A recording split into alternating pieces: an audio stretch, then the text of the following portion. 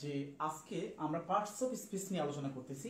প্রাথমিক শিক্ষক নিয়োগ পরীক্ষার জন্য পার্টস অফ স্পিচ খুবই গুরুত্বপূর্ণ একটা টপিক। পার্টস অফ স্পিচ থেকে প্রতিবারই কোশ্চেন আসে। আমরা যেটা বলেছিলাম যে পার্টস অফ স্পিচ থেকে প্রশ্ন দুইভাবে আসতে পারে। একটা আসতে পারে একটা ওয়ার্ড দিয়ে সেই ওয়ার্ডটার চেঞ্জিং আসতে পারে, আরেকটা আসতে পারে কোনো একটা সেন্টেন্সের মধ্যে এর আইডেন্টিফিকেশন আসতে পারে। আমি মোহাম্মদ সোহেল তালুকদার আজকে সম্পূর্ণ সময়টুকু আপনাদের পার্টস অফ স্পিচের সম্পর্কে আপনাদেরকে একটা আইডিয়া দিব এবং আমি আপনাদেরকে বলতে পারি যে অবশ্যই পার্টস অফ স্পিচের যে 1 নম্বরের প্রশ্নটা আসে আজকের এই আলোচনা থেকে আপনারা 1 নাম্বার পেয়ে যাচ্ছেন ইনশাআল্লাহ। তো আবার শুরু করা যাক। প্রথমত আমরা বলেছিলাম যে কিছু কিছু ওয়ার্ড আছে, যেমন ধরুন নাউন।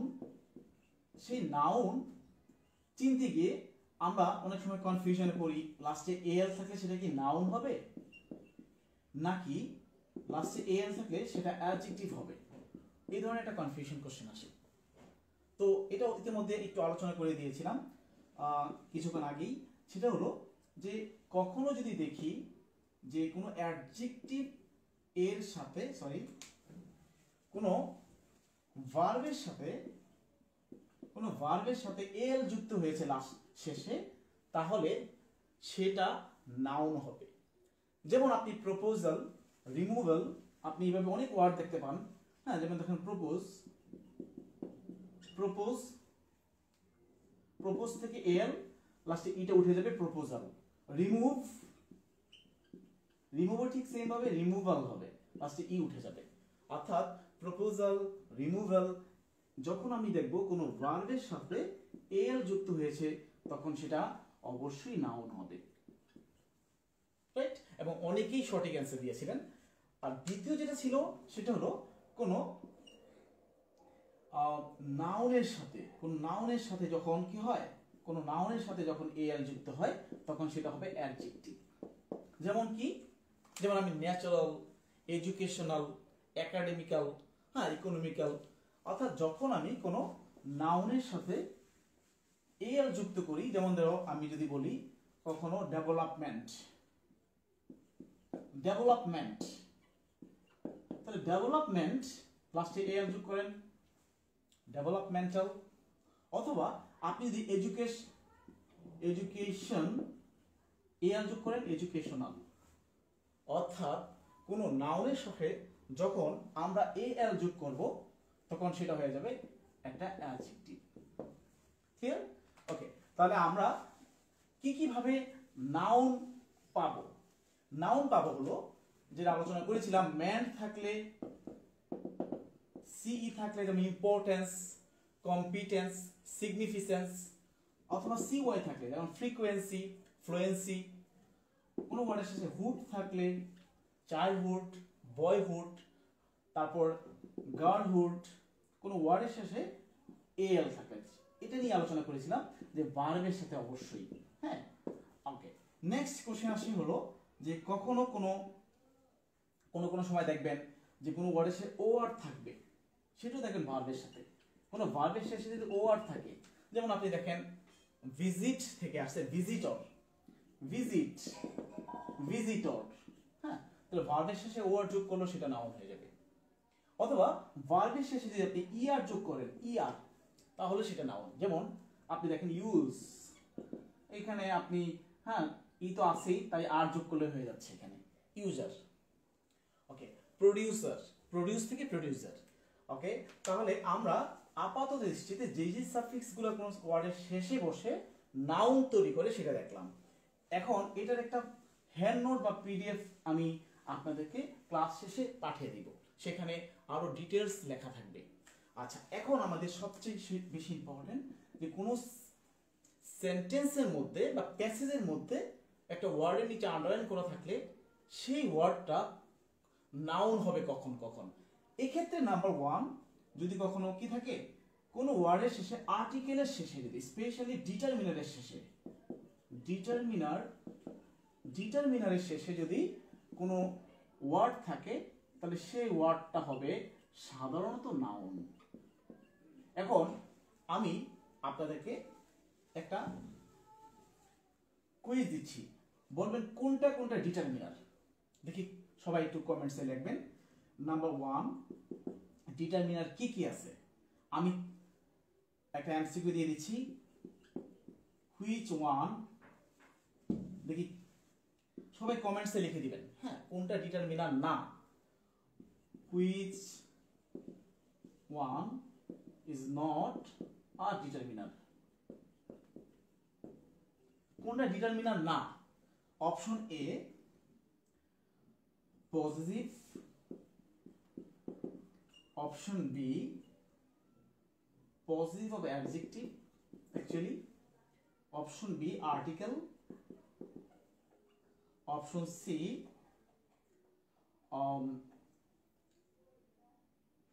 সি আমরা যদি বলি ডেমনস্ট্রেটিভ, এন্ড অপশন ডি বললাম হলো ইন্টেন্সিফায়ার।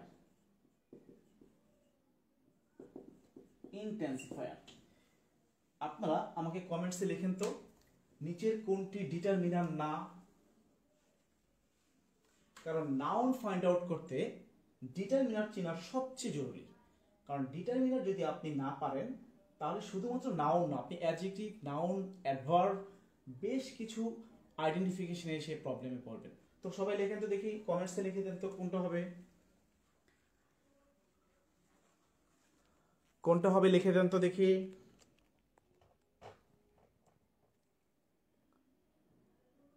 ওকে,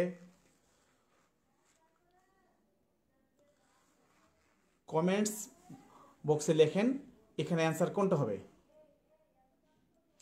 আচ্ছা, ডিটারমিনার আমি আলোচনা করে দিব এখনই, কারণ আপনাকে নাউন চেনার জন্য অবশ্যই ডিটারমিনার চিনতে হবে।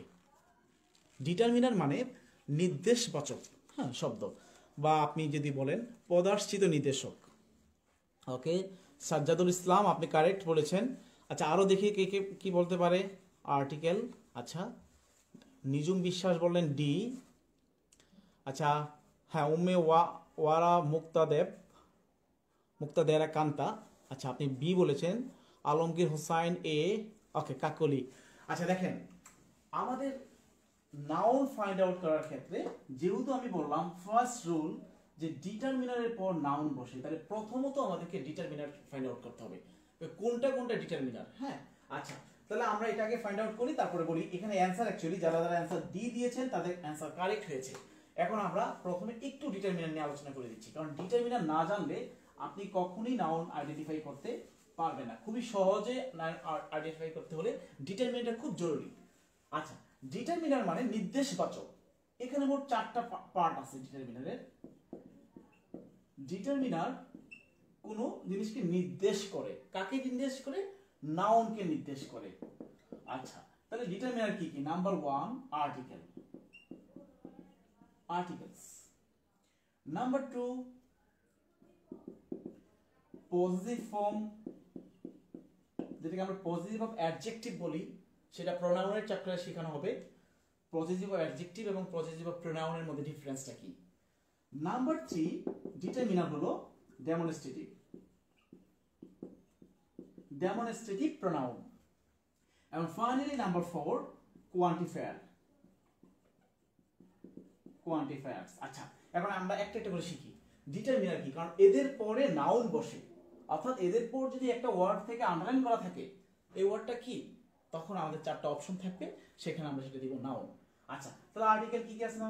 এ, এন এবং দ্য, আমরা সবাই জানি। The pen, an orange, the man. তাহলে অর্থাৎ আর্টিকেলের পরে যদি একটা ওয়ার্ড থাকে সেই ওয়ার্ডটা অবশ্যই নাউন হবে। আর্টিকেলের পর যদি একটা ওয়ার্ড থাকে সেটা অবশ্যই নাউন হবে। আচ্ছা, তারপর দেখেন পজিটিভ ফর্ম, যেমন my, our, your, his, their, etcetera etcetera, its. এদের পর যে একটা ওয়ার্ড সেটা অবশ্যই নাউন হবে। অর্থাৎ পজিটিভ ফর্মের পর অবশ্যই যে ওয়ার্ডটা থাকবে সেটা নাউন। হ্যাঁ, সেক্ষেত্রে একটু ব্যতিক্রম থাকতে পারে, সেটা আমরা আলোচনা করে দিব। তাহলে আপাতত দৃষ্টিতে আর্টিকেলের পর একটা ওয়ার্ড থাকলে সেটা নাউন, পজিটিভ ফর্ম, যেমন we love our country, we love our country, তাহলে দেখেন এই যে আওয়ার পজিটিভ ফর্ম, তারপরে একটা মাত্র ওয়ার্ড কান্ট্রি। অবশ্যই পজিটিভ ফর্মের পর একটা মাত্র ওয়ার্ড থাকলে সেটা যেই ওয়ার্ডে হোক না কেন সেটাই অবশ্যই নাউন হবে। তারপর আসেন ডেমনস্ট্রেটিভ। আপনারা সবাই জানেন ডেমনস্ট্রেটিভ কি কি, দিস, দ্যাট, দিস এবং দোস, এই চারটাকে সাধারণত ডেমনস্ট্রেটিভ বলা হয়। সাচ, সো আছে, তবে সাধারণত এই চারটার ব্যবহারে সবচেয়ে বেশি পেয়ে থাকবো। অর্থাৎ কোন একটা সেন্টেন্সে যদি আমরা দেখি, সাপোজ দিস লেখার পর আমি লিখলাম সাপোজ দিস ও is not correct, আচ্ছা is not correct, এই সেন্টেন্সে ও কি, তাহলে যে দিসের পর থাকার কারণে, অর্থাৎ আমরা বললাম যে এই যে ডেমনস্ট্রেটিভ ওয়ার্ডের গুলোর পর একটা ওয়ার্ড থাকলে সেই ওয়ার্ডটা অবশ্যই নাউন হবে। দিস ম্যান, দ্যাট পারসন, হ্যাঁ আমি লিখলাম আই নিউ, আমি চিনতাম, দ্যাট বয়, সেই ছেলেটিকে, তাহলে যে বয়টা হলো নাউন। তাহলে আমরা শিখলাম কি, যে ডিটারমিনার ক্ষেত্রে আর্টিকেল, পজিটিভ ফর্ম, ডেমনস্ট্রেটিভ এবং কোয়ান্টিফায়ার। আচ্ছা কোয়ান্টিফায়ারটা আমি মুছে লিখবো, এটা একটা বেশ বড় আলোচনা, একটু গোছায় লিখতে চাচ্ছি। আচ্ছা যারা চাই স্ক্রিনশট নিতে পারেন, অথবা আমি যেহেতু শীট দিব সেখান থেকে নিয়ে নেবেন। আচ্ছা এখন আসেন কোয়ান্টিফায়ারটা একটু ডিটেইলস নিয়ে আলোচনা করতে চাচ্ছি। কোয়ান্টিফায়ার দেখেন, কোয়ান্টিফায়ার্স মানে হলো, কোয়ান্টি মানে হলো সংখ্যাবাচক। আচ্ছা একটু ছোট হয়ে গেল লেখা, একটু বড় করে লিখে দিচ্ছি। কোয়ান্টিফায়ার্স দেখেন, কোয়ান্টিটি তো সংখ্যা, আর কোয়ান্টিফায়ার্স মানে হলো সংখ্যাবাচক শব্দ।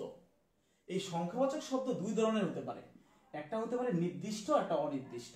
নির্দিষ্ট সংখ্যাবাচক শব্দ কি, আপনি যেমন 1 2 এটসেট্রা এটসেট্রা, 1 2 3 4 5 যে কোনো ডিজিট, হ্যাঁ আমি যদি লিখি 1 পেন, 1 পেন্সিল, 1 মুভমেন্ট, 1 ইন্টেলিজেন্স, অর্থাৎ আমি একটা 1 এর পর যেই ওয়ার্ডটা লিখবো সেই ওয়ার্ডটা নাউন। এখন অনির্দিষ্টটা একটু বিশাল বড়, সেটা আমরা একটু দেখাচ্ছি।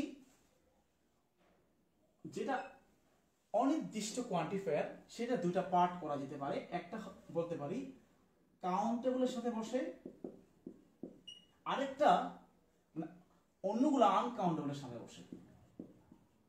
আপনাদের কিন্তু ট্রান্সলেশন আসবে, এই কাউন্টেবল আনকাউন্টেবল থেকে কিছু কনফিউশন থাকে, এই ধরনের কিছু কোশ্চেন থাকে যে হুইচ ওয়ান ইজ কারেক্ট, চারটা ট্রান্সলেশন দিবে, সেখানে এই কাউন্টেবল আনকাউন্টেবলের মধ্যে কিছু প্যাচ দিয়ে থাকবে। যেমন কি, সেটা কাউন্টেবল আর আনকাউন্টেবল পড়ার সময় আমরা দেখাবো। কিন্তু কাউন্টেবল কোয়ান্টিফায়ার কি কি, আনকাউন্টেবল কোয়ান্টিফায়ার কি কি, অর্থাৎ যে সকল কোয়ান্টিফায়ারগুলো আনকাউন্টেবল নাউনের আগে বসে, আর কিছু কোয়ান্টিফায়ার আছে যেগুলো কাউন্টেবল নাউনের সাথে বসে। যেমন আপনি যদি কোনো জায়গায় অল্প বোঝাতে চান, তাহলে সেখানে আমি ফিউ লিখবো, ফিউ, তাহলে ফিউ ফ্রেন্ডস, ফিউ ফিউর পর যে ওয়ার্ডটা হতে হবে সেই ওয়ার্ডটা অবশ্যই কাউন্টেবল হবে। আর যদি আমি লিখি little information, little furniture, little scenery, little আমি লিখতে পারি মানি, লিটল ওয়ার্ক, তাহলে একই ক্ষেত্রে, তবে এটা মাইনাস কোনো নেগেটিভ সেন্টেন্সে লিটল বা ফিউ বসে, আর একটু কিছু আছে অল্প কিছু অর্থে এ ফিউ বসে, অর্থাৎ এদের পর কাউন্টেবল নাউন বসবে। হ্যাঁ, যে নাউনটা বসবে সেটা কাউন্টেবল হবে। আর এখানে একই জায়গায় বসে লিটল, এ লিটল, ওকে। আর এখানে যদি নির্দিষ্ট বোঝানো হয় দা ফিউ, আর এখানে বসে দা লিটল। আচ্ছা একটা এক্সাম্পল দিই, বুঝতে পারবেন। সেটা হলো, সাপোজ আমি কোনো একটা জায়গায় লিখলাম, সাপোজ কোনো একটা জায়গায় আমি দিলাম যে 3টা পানির পাত্র আমি আঁকলাম। এই 3টা পানির পাত্রের মধ্যে এখানে ধরো একটু পানিও নাই, সো আমি যদি লিখি দেয়ার ইজ লিটল ওয়াটার, মানে কোনো পানিই নেই এটাতে, এখানে কোনো পানি নেই। পানি আছে, অল্প একটু পানি আছে, তাহলে there is a little water. তাহলে এ লিটল যখন হবে তখন কিছুটা পানি আছে, অল্প পরিমাণ নাই বললেই চলে, একবার অল্প পরিমাণ পানি আছে। আর দা লিটল বসবে কখন জানেন? দা লিটল বসবে যখন এই পানিটুকু নির্দিষ্ট করে বোঝানো হবে যে that has a little water in the পট, এই পটে কিছু পানি আছে। The little water is very clean. পরের সেন্টেন্সে যখন আমি এই লিটল ওয়াটারটাকে নির্দিষ্ট করে বলবো তখন দা লিটল বসবে, অর্থাৎ এই নির্দিষ্ট পানিটুকু হলে দা লিটল বসে। তাহলে লিটল, দা লিটল আর এ লিটলের মধ্যে পার্থক্য হলো লিটলটা হলো টোটালি নেগেটিভ একটা ওয়ার্ড। ওকে, তাহলে আমি আপনাদেরকে একটা এমসিকিউ করতে দেই এখান থেকে, দেখি করেন তো, ঝটপট করে ফেলেন। আচ্ছা,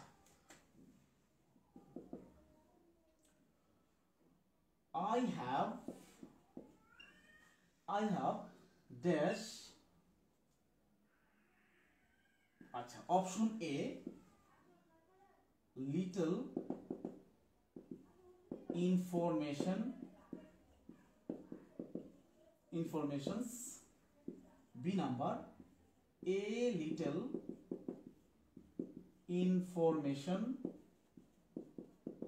informations, C number a little information, এবং D নাম্বার little